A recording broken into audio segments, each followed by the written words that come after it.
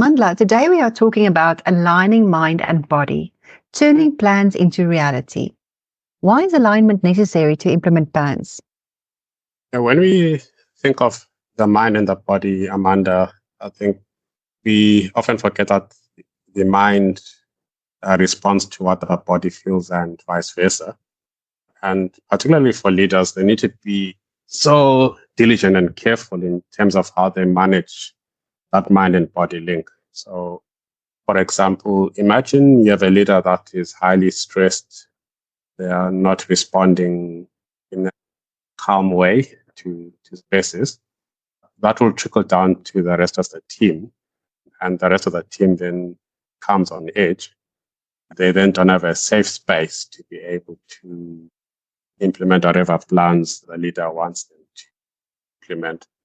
So it's really about creating an environment where the leader can make a clear, thoughtful decision, where they can stay present, where they can be focused on what needs to be done, and where they can be creative. So, what does mind body alignment mean to you as a leader? The most important aspect is stress management, because stress is one of those things that starts in the mind and it results in physical consequences, such as a high heart rate variability, tension.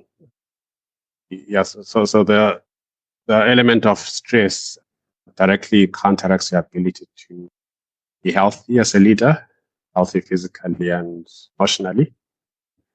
And it affects your ability to maintain your composure and effectiveness. Do you have practical techniques for improving mental clarity and focus for us?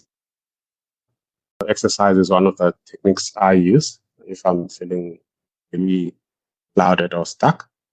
So, for example, last week, there was a situation that I was facing where it was quite stressful.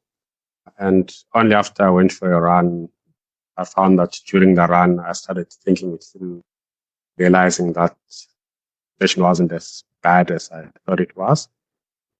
And just having the clarity to say, hang on, I need to get out of fight or flight mode, take a step back and manage this situation more proactively and go on the offensive instead of just waiting for things to keep hitting me from both directions. Yeah, so exercise is one element. Get clarity, going for a walk. It's wonderful. And also some people then practice other techniques like mindfulness. And I certainly know that when you're stuck, reaching for a good book can help you to refocus what you're going through. So, you spoke now about exercise and how that improves your mental clarity and focus. How does physical health influence your ability to stay motivated and productive? I'd say that if you're not physically healthy, you're fighting a battle on two fronts, because you're fighting an external battle that everyone else has to fight. But internally, your own body is also fighting against you because of inflammation, because of chronic disease, lifestyle disease. And you then spend more of your energy trying to stay healthy instead of trying to stay motivated, active. So I'd say physical health has a very direct influence on being able to be a productive leader. And it's one aspect that we as leaders need to take care of. Okay, so it's clear that being physically healthy is very important. What role would you say then does emotional balance play in achieving long-term plans? The importance of emotional intelligence is that as a leader, it helps you to be aware of who you are in the world, what your contribution is, and how to respond to situations. So a leader that is emotionally balanced, you find that they're able to handle their emotions even when they face adversity. They are good at relating to other people, managing interpersonal interactions. And that ultimately translates in them being effective in achieving their own plans. But it also adds to the team recognizing that they've got a leader who is authentic, a leader that they can trust and respect, a leader that they're happy to follow. As a leader, you're often asking your followers to go down a path that they might not fully understand. But if they see that you're emotionally balanced, they will follow you, even if they're not there yet in understanding what the journey is. But they'll have that trust that you have thought things through. Yes, that seems very important then. So, how can someone create a daily routine that supports both their mental and physical health? Is that possible? It is. You have to be intentional though, because that daily routine includes factors such as before you even start your day, did you sleep well? And if you didn't sleep well, already your routine is on the back foot. And no matter how good you are as a leader, it's that element. Hard to catch up. I know some leaders will boast of surviving with only 3 or 4 hours of sleep. But that's That not can't be something, healthy. yeah, it's not something that you can be proud of because it means that everyone else is suffering the consequence of. So it starts before you even start your day with your sleep. Then it's then followed by a good routine for exercise. Then add on healthy eating. Foods that we eat are chemical compounds effectively. Really get to the core. They do different things to you, what you eat. So if you're going to have a breakfast that is just carbohydrates, you'll feel the effects because you're hungry and you're not getting your vitamins again. So all those are part of routine on the physical side. And then on the mental side, important to have routines as well. You're quite a Right. healthy guy, Dr. Mandla. We know you run marathons and things like that, but how would you motivate somebody to begin a daily physical routine if they're not used to doing that? If they're used to a culture of busyness where they are too busy sometimes just to grab a healthy meal and they function on 3 or 4 hours of sleep, like you say, how do you get somebody to really practically get into the whole, okay, maybe I should start exercising and I've got only so many hours in a day. How am I going to do it?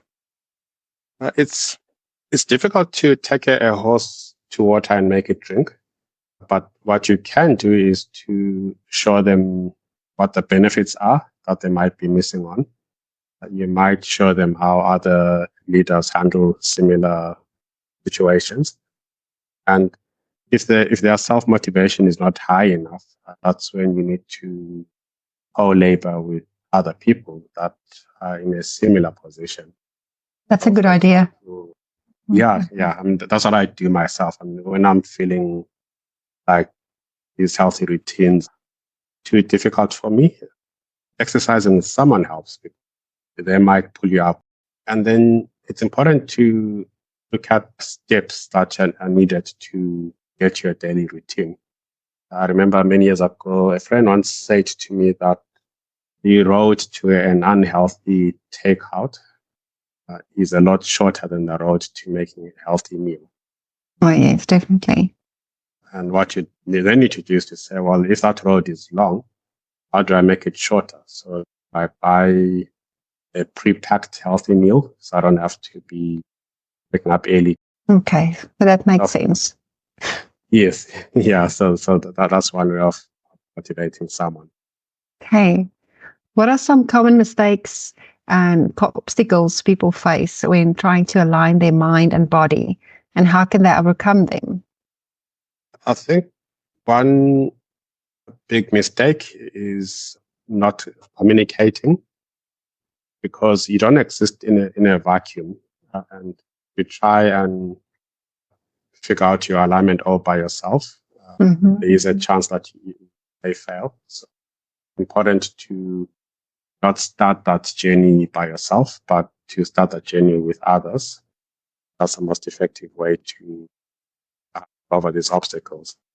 or community support, or making sure you have somebody that holds you accountable. So on the day you don't want to go exercise, they motivate you, and vice versa. I think that's a good idea of not feeling alone in the process.